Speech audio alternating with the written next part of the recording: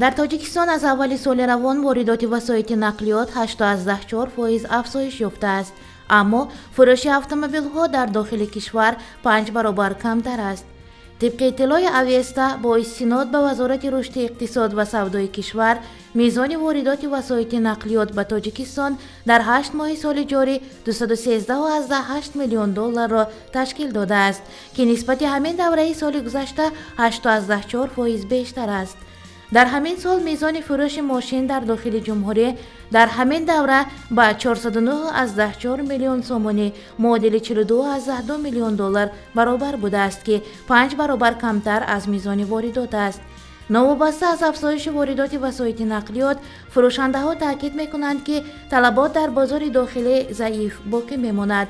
ظاهراً افزایش واردات بستگی به واردات ماشین‌های سبک‌رو برای مسافرکشانی تاکسی و ماشین‌های بارکش برای عملی‌سازی پروژه‌های سرمایه‌گذاری شده دارد. در کشور از جمله در پایتخت سال‌های آخر شرکت‌های نقلیاتی زیادی پیدا شدند که به مسافرکشانی تاکسی مشغولند. این پدیده در شهرهای دیگر جمهوری هم تا رفت رشد می‌کند. قبلا به تاجیکستان اساساً ماشین‌های کهنه وارد می‌شدند که قیمتشان به مراتب کمتر از ماشین‌های نو است. ماشین‌های سبک‌رو اساساً از کشورهای ساحل بالتیک، اروپا و آسیا وارد کرده می‌شوند. در بازار ماشین‌های بارکشان باشد، استحصال کننده‌های چینی حرف اول را می‌زنند. وکیلان محلی ناحیه لیلک قرقیزستان به این نظرند که ضروریت بازبینی تمام سازشنامه‌ها درباره تعیین و علامتگذاری قطعه‌های بحثناک مرزی با تاجیکستان پیش آمده است.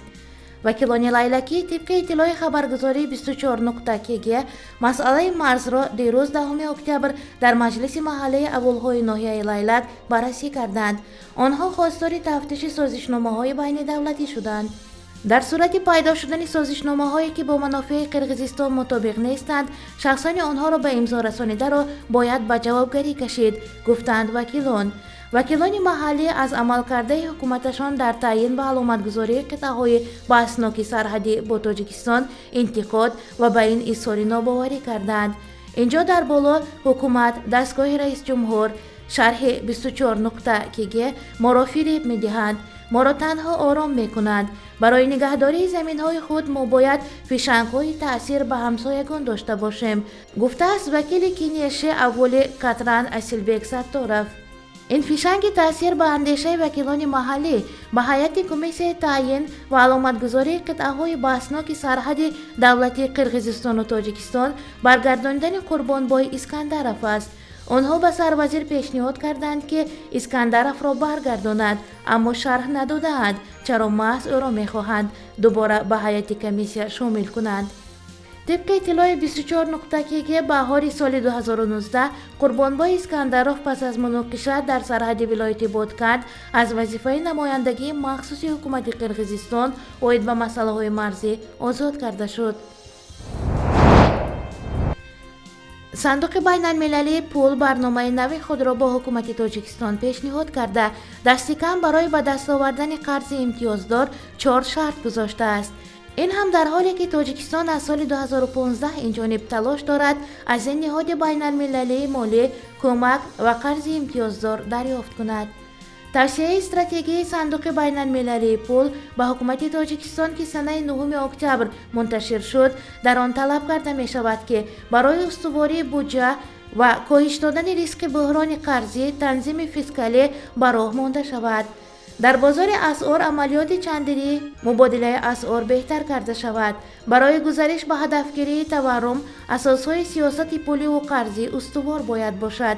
اصلاحات بخش مالیه با شمول حل مشکل بانک‌های پرداخت ناپذیر برای بازگردانیدن اعتماد ادامه داده شود.